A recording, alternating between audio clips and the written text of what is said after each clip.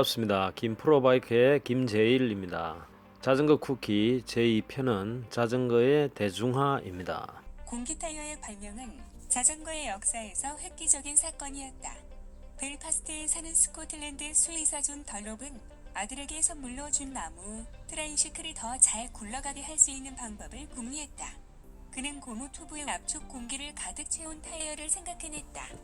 그가 수의 사용 고무 장갑을 끼다 영감을 얻었다는 설도 있지만 그보다는 아들이 트라이시클을 타는 것을 보고 착안했을 가능성이 더 높다.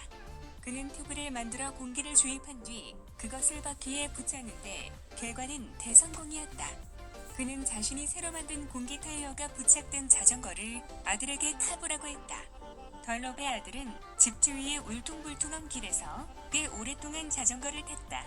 자전거를 탈 때 생기는 심한 진동 문제가 마침내 해결됐고 1888년 2월 덜롭 상표가 등장했다.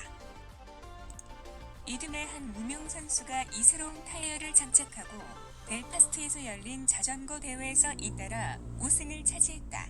공기 타이어는 갑자기 유명해졌다. 이 제품에 감동한 아일랜드 출신의 자본가 하비듀 크로스는 덜롭을 설득해 자신에게 제품 판매권을 팔도록 했다.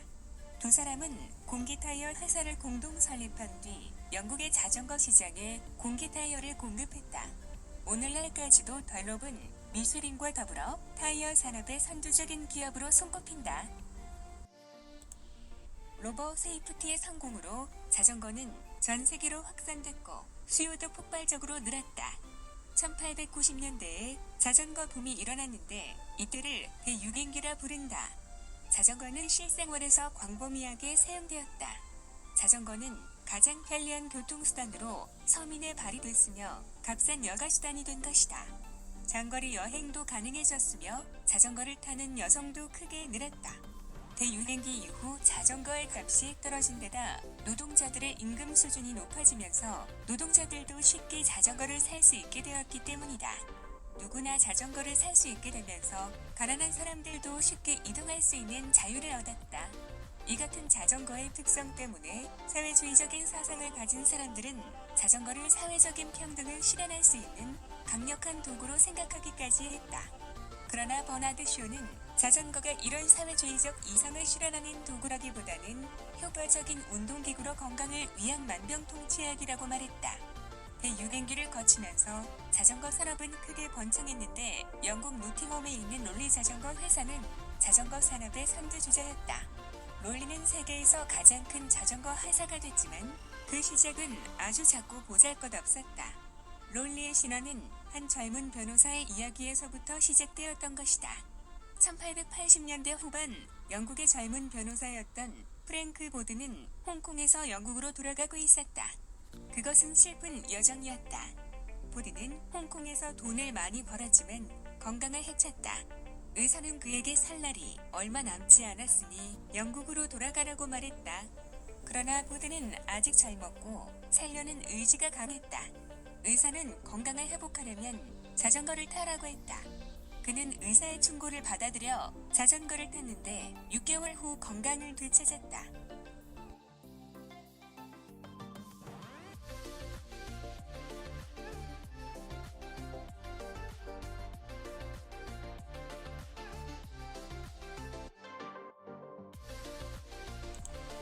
보드는 자신이 탔던 자전거를 만든 사람을 찾아 나섰다. 1887년 그는 노팅엄의 롤리 거리에서 작은 작업장을 찾아냈다. 그곳은 불과 12명의 기술자를 데리고 한 주에 석 대 정도의 하이힐 자전거를 생산하는 공장이었다. 보드는 그 공장을 보고 크게 감명을 받았다. 그는 그 회사와 그곳에서 만든 자전거가 무한한 가능성이 있다는 것을 알았고 바로 자본을 투자하기로 했다.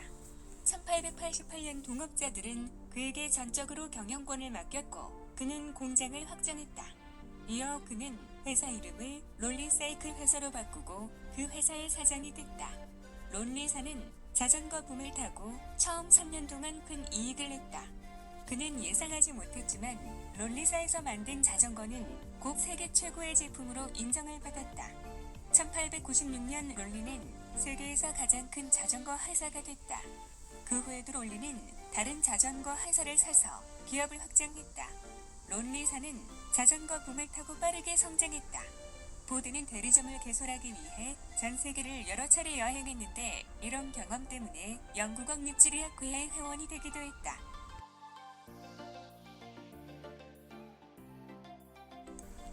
우리나라의 자전거가 맨 처음 들어온 시기에 대해서는 여러 설이 있다.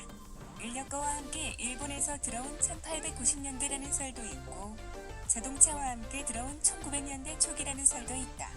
그러나 그에 따른 여러 일화를 살펴보면 그것이 1900년 이전, 그러니까 민중이 개화라는 말을 아직 통상적으로밖에 실감하지 못할 무렵에 도입된 것으로 보인다.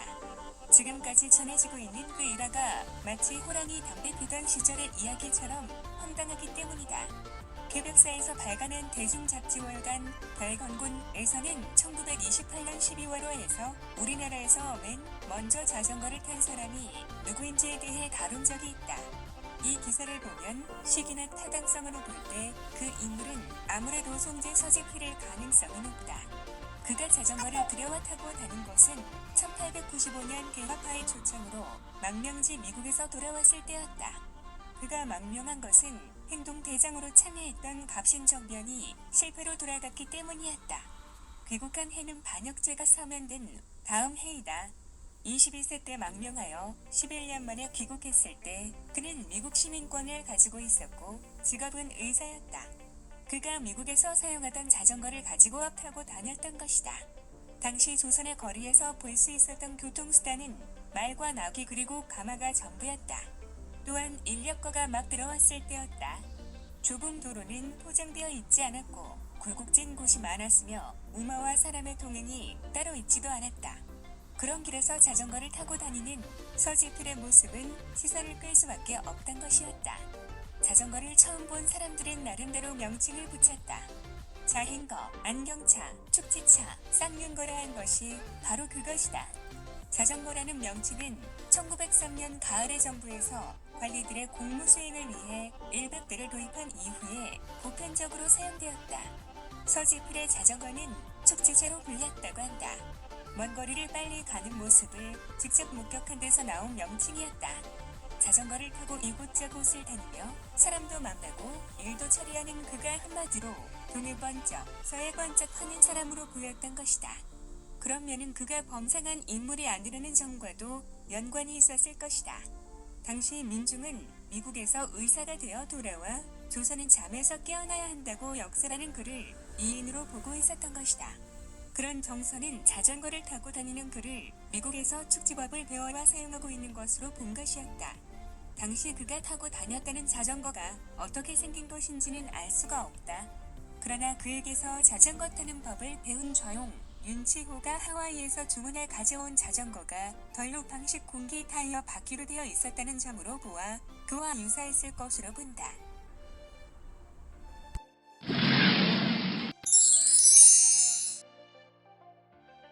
보다 나은 내용으로 여러분들을 찾아뵙겠습니다.